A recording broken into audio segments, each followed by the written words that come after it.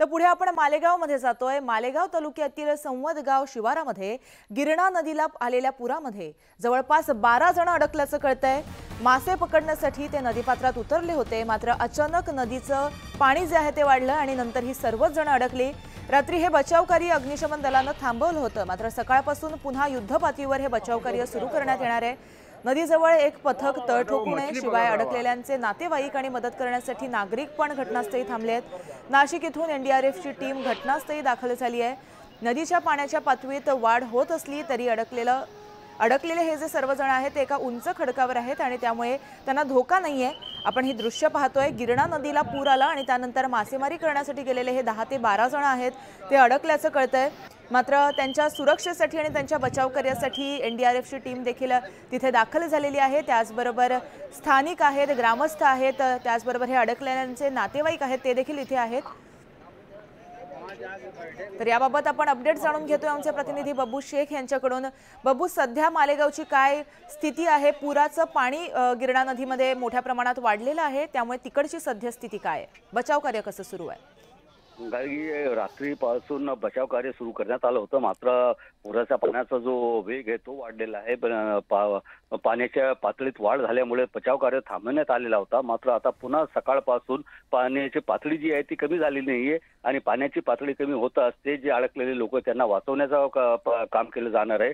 आणि जे 12 लोक अडकले ते काल दुपारपासून अडकलेले आहे, मासेमारीसाठी गेले होते, मात्र ते सुखरूप आहे कारण उंच खडकावर असल्यामुळे पाणी त्यांच्यापर्यंत पुराचा पोहोचलेला नाहीये, त्याच्यामुळे त्यांच्या जीवाला धोका नाहीये। मात्र आता अग्निशमन दल, एनडीआरएफ ची टीम आणि नागरिक सतर्क आहे आणि ते बचाव कार्यासाठी पाण्यात होड्या टाकल्या ते वाहून जाण्याची शक्यता आहे। त्याच्यामुळे पाण्याची पातळी कमी होताच बचाव कार्य सुरू करण्यात येईल आणि सर्वांना वाचवण्यात येईल असं आपल्याला अधिकाऱ्यांनी सांगितलेलं आहे। जी, अपडेट घेत राहणार आहोत। तत्पूर्वी धन्यवाद तुम्ही दिलेल्या माहितीसाठी।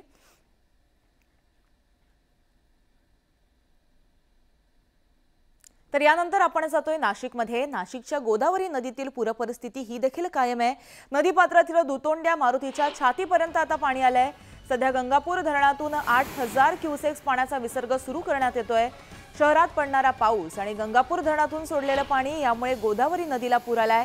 गोदावरी काठी सर्व मंदिरांना पुराच्या पाण्यानं वेढल्याचं कळतंय। तर रामकुंड, लक्ष्मणकुंड देखील आता पाण्याखाली गेली आहेत। तर नाशिकमधली आपण ही पूर परिस्थिती पाहू शकतो।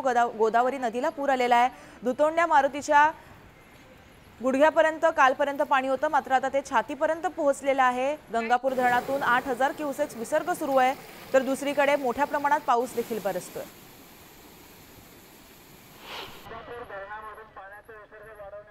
तर नाशिकमध्ये पावसाचा जोर वाढला असून गंगापूर धरणाच्या पाणी पातळीत वाढ झाली आहे। दरम्यान गंगापूर धरणातून 8000 क्युसेक्स पाण्याचा विसर्ग सुरू होता, हा आता 8000वर गेला। आधी 6000 होता आणि आता तो 8000 करण्यात आलाय।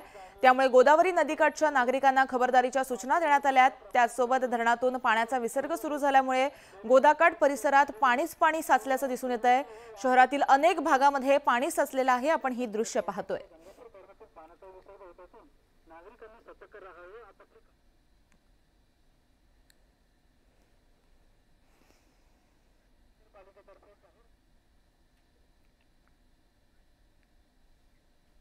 पुढे आपण जातोय भुसावळमध्ये। भुसावळ येथील सर्वात महत्त्वाचं धरण असलेल्या हतनूर धरणाचे 14 दरवाजे पूर्णपणे उघडण्यात आले आहेत। त्यामुळे तापी नदीमध्ये मोठ्या प्रमाणात धरणातून पाण्याचा विसर्ग सुरू आहे। हतनूरच्या पाणलोट क्षेत्रामध्ये गेल्या 24 तासात जोरदार पाऊस झाल्यामुळे धरणाचे हे 14 दरवाजे पूर्णपणे उघडण्यात आले आहेत। सध्या धरणातून 60,000 क्युसेक्स वेगानं पाण्याचा विसर्ग सुरू आहे।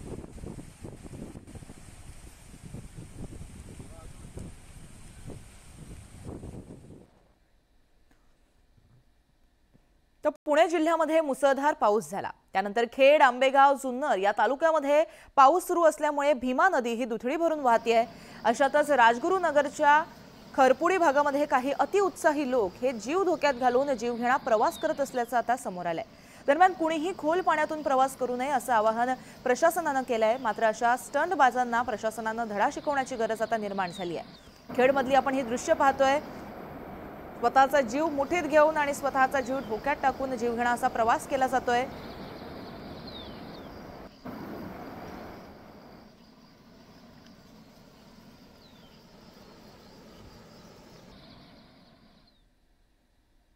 तर पुढची बातमी येते बुलढाण्यामधून। बुलढाण्यातील जळगाव जामोद या तालुक्यातील जटाशंकर धबधबा हा आता प्रवाहित झालाय। धबधबा प्रवाहित झाल्यापासून आणि झाल्यामुळे धबधब्यावर पर्यटकांची मोठी गर्दी वाढली आहे। दूरवरून पर्यटक निसर्गाच्या सौंदर्यामध्ये भर घालणाऱ्या धबधब्याखाली मजा मस्ती करताना दिसतायत। तर निसर्गाच्या सौंदर्याचा मनमुराद आनंद घेण्यासाठी या ठिकाणी ते दाखल झालेत। अनेक ठिकाणी धबधबे सुरक्षिततेच्या कारणास्तव बंद देखील करण्यात आलेत। मात्र सातपुडा पर्वत रांगेंमधील वसलेला हा धबधबा पूर्णपणे सुरक्षित असल्यामुळे पर्यटक मोठ्या संख्येने या ठिकाणी हजेरी लावत आहेत।